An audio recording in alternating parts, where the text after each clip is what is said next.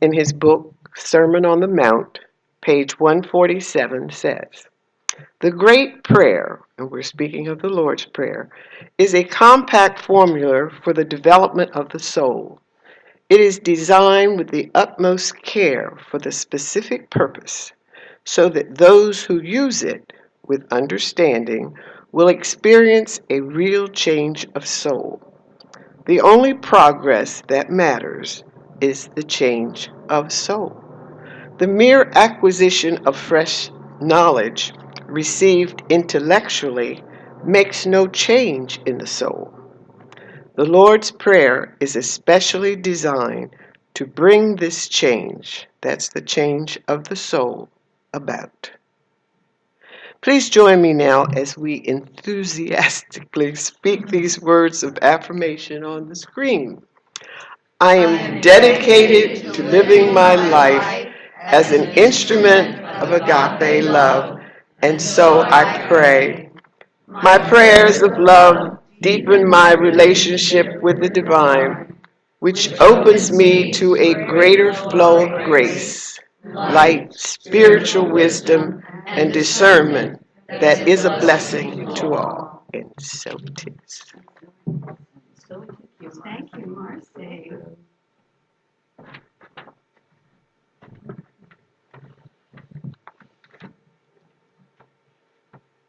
So during this holiday season, there's so much going on in December in particular for some reason in terms of special holidays. So the Islamic faith, the Christian faith, the Zoroastrian faith, the Jewish faith, and the Buddhist faith. All of these different traditions have a special holiday during this month.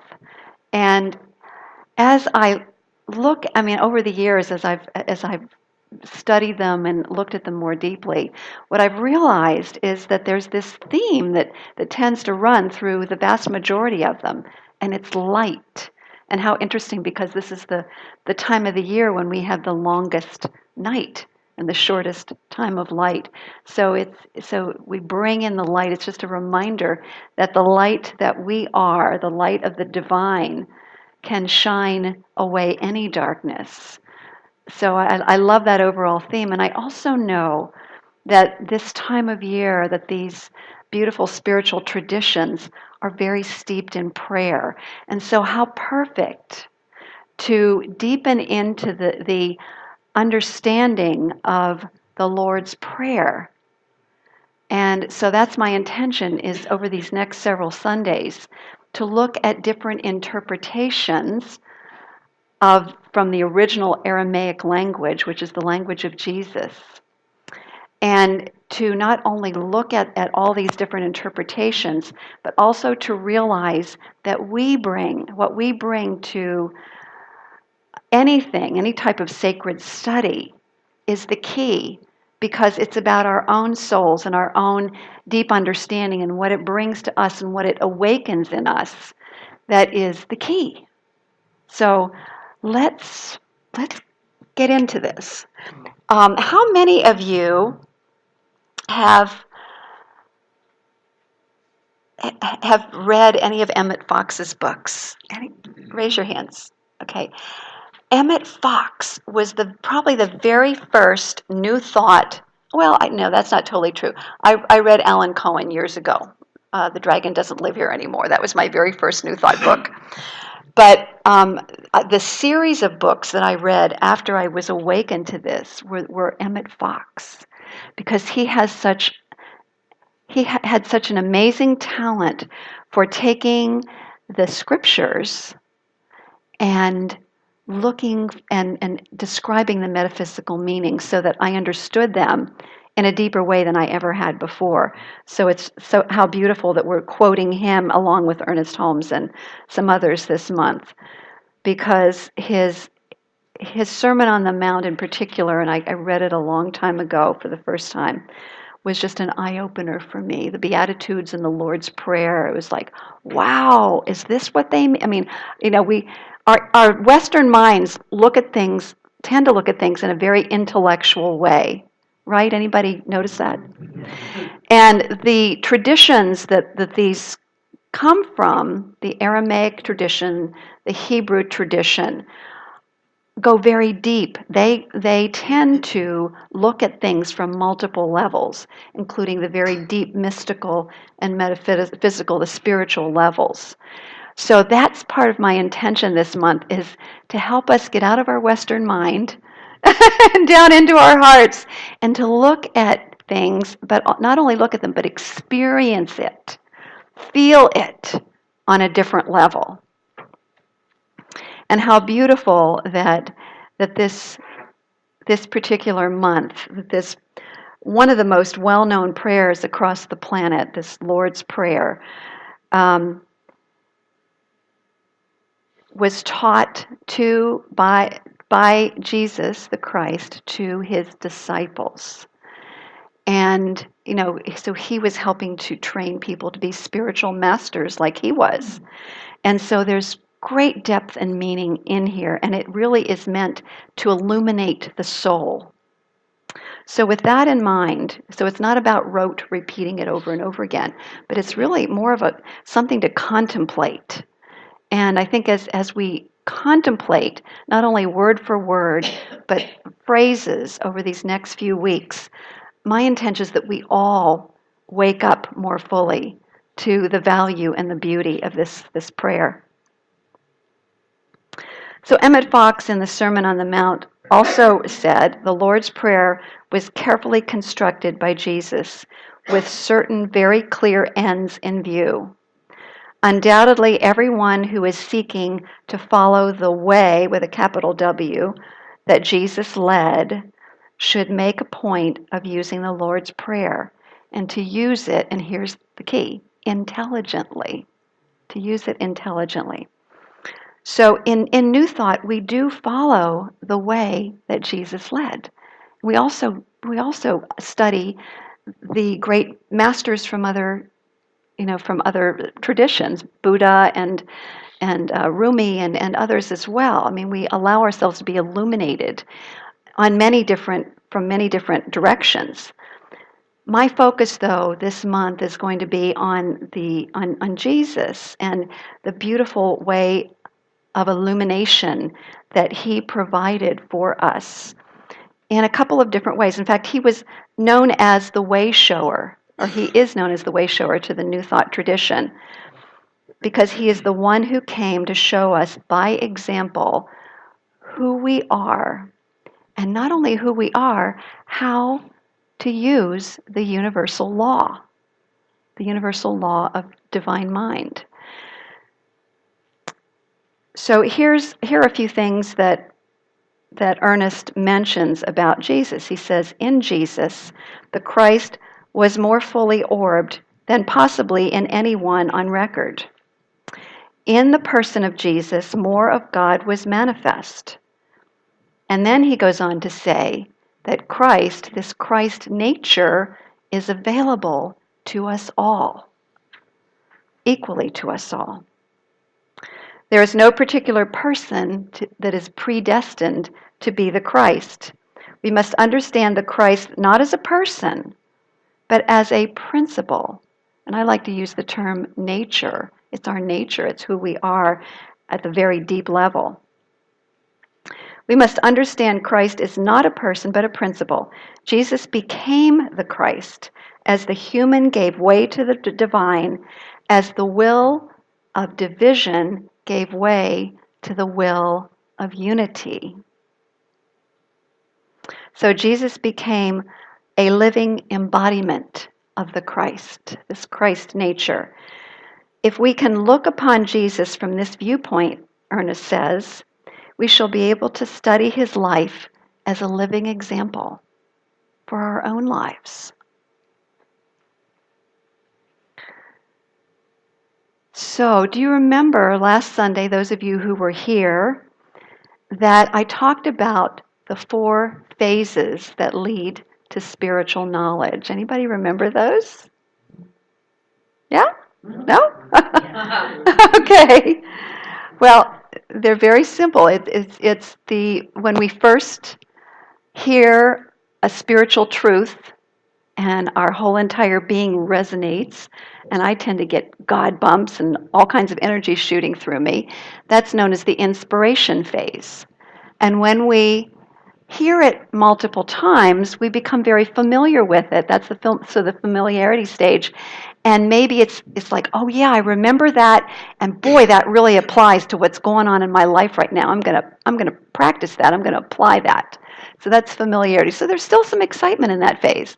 And then there's the phase when we've heard it over and over again, and we start getting bored with it. It's like, yeah, I've heard that. Oh, yeah, I've heard that before. That's nothing new. That kind of an attitude. And often that's coupled with having not really practiced it, having just lived it in our heads and not brought it down into the subjective, into our subconscious mind, into our very being, into our cells. And so there's a tendency at the boredom stage to say, that doesn't work, I'm out of here. When it really is a signal, when you notice yourself starting to get bored, go, wait a second, this is a signal. It means it's time to go deeper. It means it's time to take these principles to a deeper level. So when you begin to really become intent, full of intention, and really commit to your daily spiritual practice, commit to watching the self-talk. We talked about how the self-talk last week can really keep us locked in old patterns because we're not paying attention to it and we're not shifting it. So when we become really committed, then we start deepening into this thing called spiritual knowledge. So that's what the Lord's Prayer is meant to do. Jesus gave it to his disciples to help them go deeper, to move past that phase where you might decide, it doesn't work for me, to really committing to the spiritual path and committing to a deep soul change.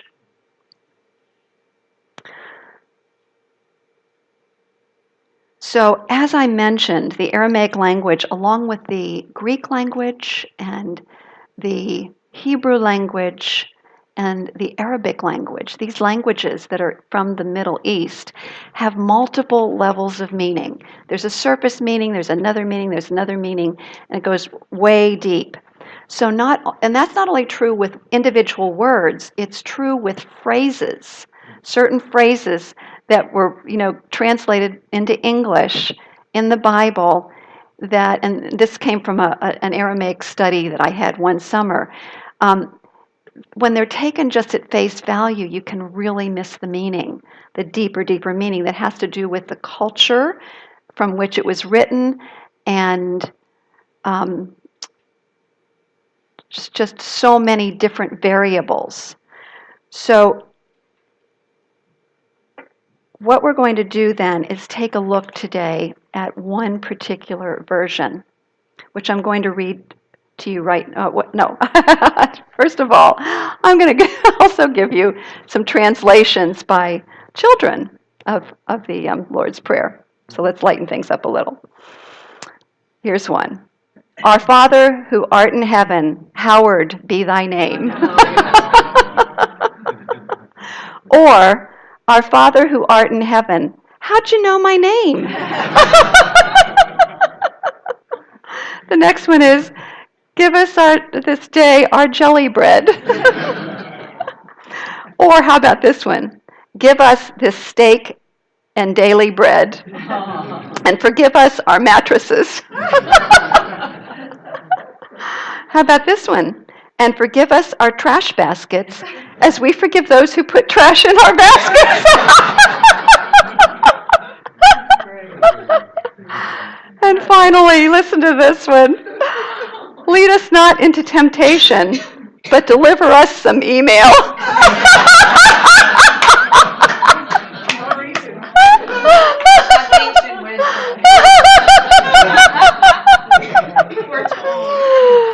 So you see, we can all have our own little filters going on as we interpret the Lord's Prayer. And it's just such a good reminder of how different cultures who have their own filters are going to interpret it differently. And each of us as individuals have our own filters and can interpret it differently, but it can also help us to break through those filters if we go deep with it, if we take it into contemplation.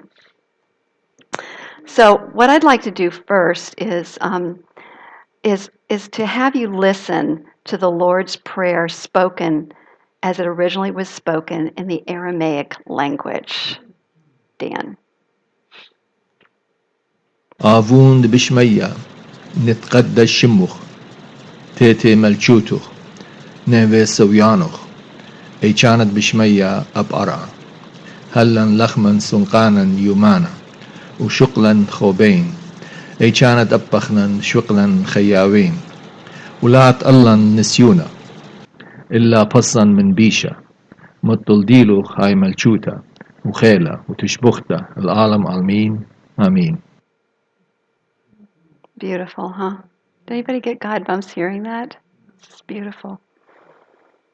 So here's one translation, and this translation is actually found on a website called The Nazarene Way.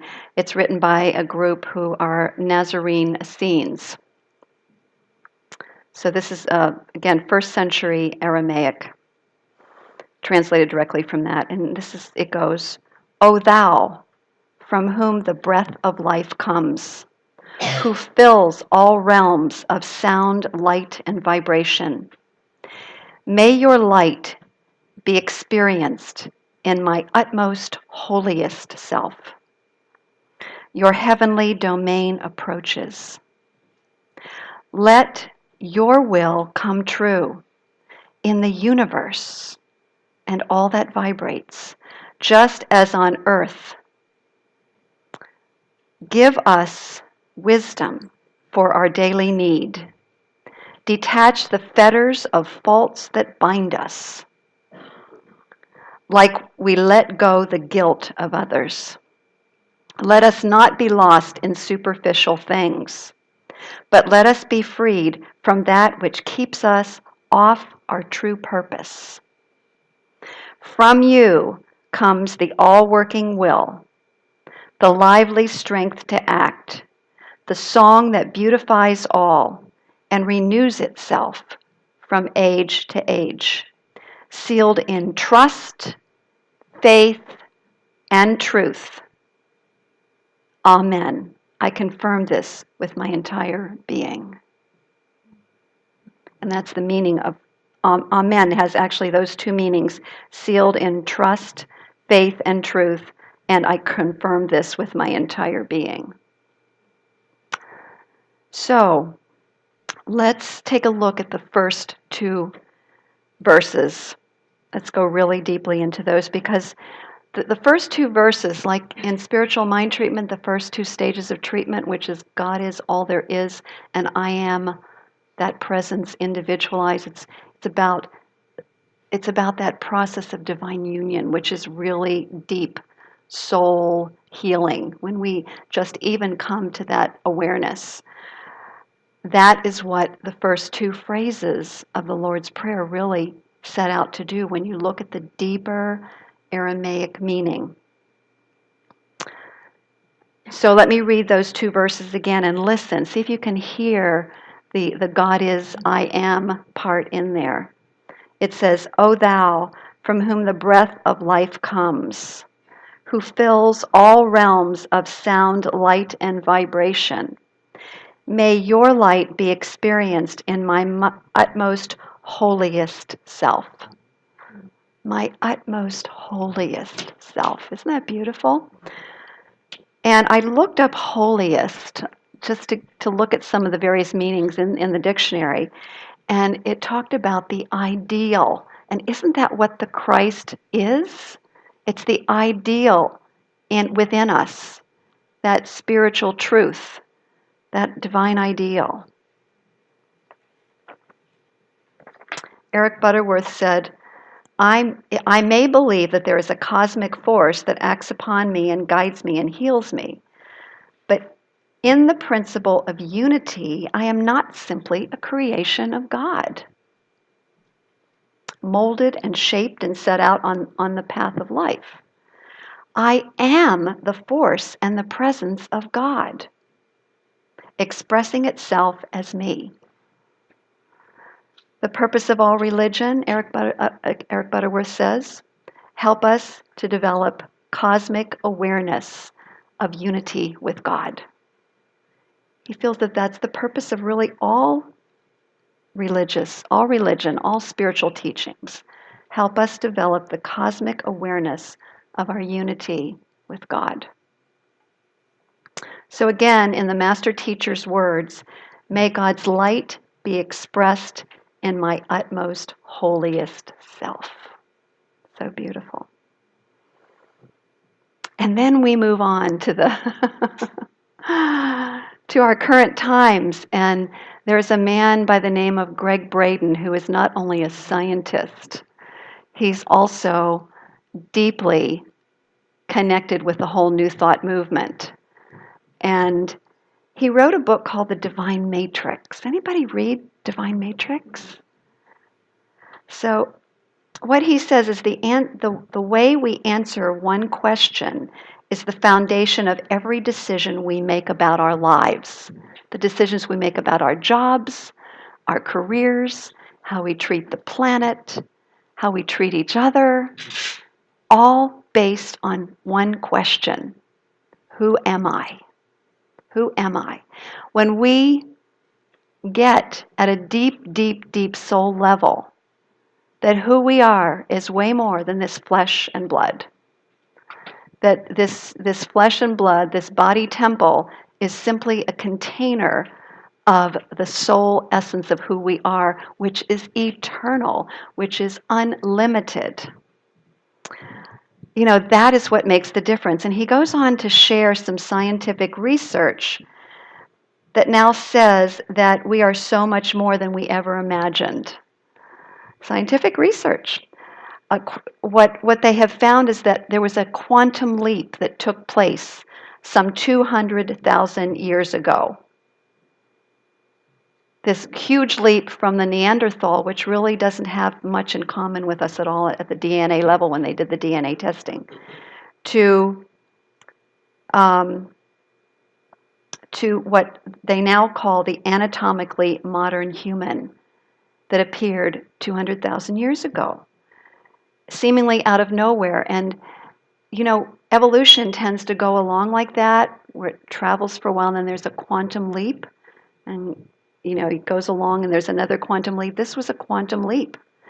And the thing that was interesting is when they look at the DNA of these beings 200,000 years ago that they found, this anatomically modern human is which they call it, they could tell that this being is wired, just like we are, for deep intuition, empathy, precognition, compassion, self-healing abilities, wisdom, great resiliency, and insights. This is why we can read something from thousands of years ago, and if that particular person was doing their deep work, spiritual work, those same spiritual truths keep popping up over and over and over again, because the body temple is wired to house this amazing being that we are. The body temple is wired that way. Perfect housing for the unlimited light beings that we are. In 1987, the U.S. Air Force used some highly sensitive equipment and made an astonishing discovery that rocked the scientific community. They were able to detect that subtle energy that we now just take for granted. Everybody knows there's this subtle energy from which everything comes. And really, those who were mystics and those who, some of the early scientists, the quantum scientists and stuff, theorized this. But then it was proven in 1987 as they detected this subtle field of energy and light that they called the field, the matrix, 0 point field. That was another name for it. And it replaced the old term called ether. So that became the new term that was used for this thing that Fillmore calls the substance that surrounds us. This energy, this light, this intelligence that surrounds us, that takes the impress of our thought. So what to me is so beautiful about all of this is how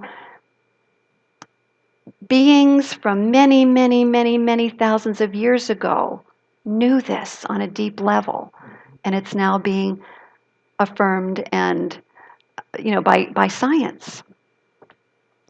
So, who are you? We're back to the question, who are you?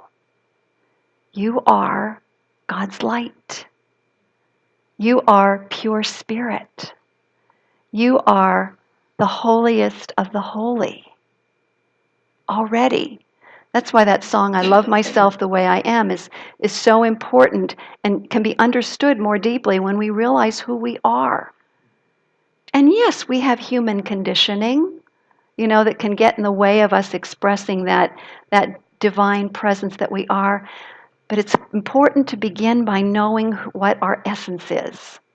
Because when we can accept and love that, ourselves as we are, that is the jumping place for any type of change that we want to undergo. When we are in resistance to who we are, or when we think that we're these separate beings that are flesh and bone, and that if we think that we're our thoughts, all of those things, we miss the opportunity to allow ourselves to unfold spiritually. So again, those first two lines of this most holy prayer remind us that, O thou from whom the breath of heaven comes, breath of life comes, who fills all realms of sound, light, and vibration, may your light be experienced in my utmost holiest.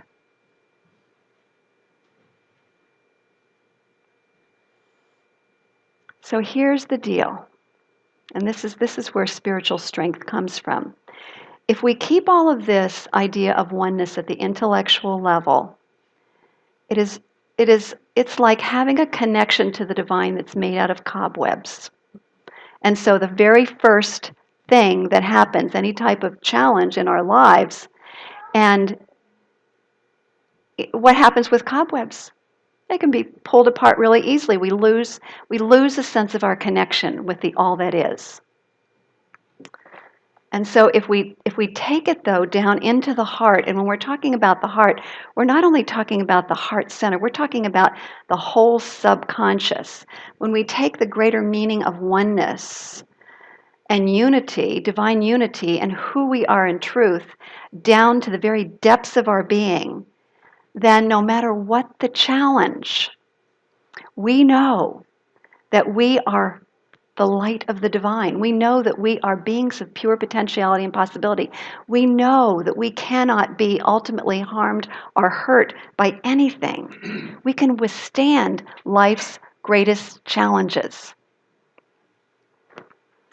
So what I'd like to do right now is to not only give you an experience of those first two lines, which we know is all about divine unity, but the rest of the prayer, which deepens us into that experience of unity. And so I'm going to invite you to close your eyes, to drop your attention down into your heart, and set the intention to have your soul transformed by these words. Are you ready? Because I'm going to have you repeat them after me, bit by bit. Let's take a breath. And I invite you to just feel the floor with your feet and I want you to come into the present moment. Feel the chair with your body. Let all of the muscles go. Use the breath to get yourself completely relaxed.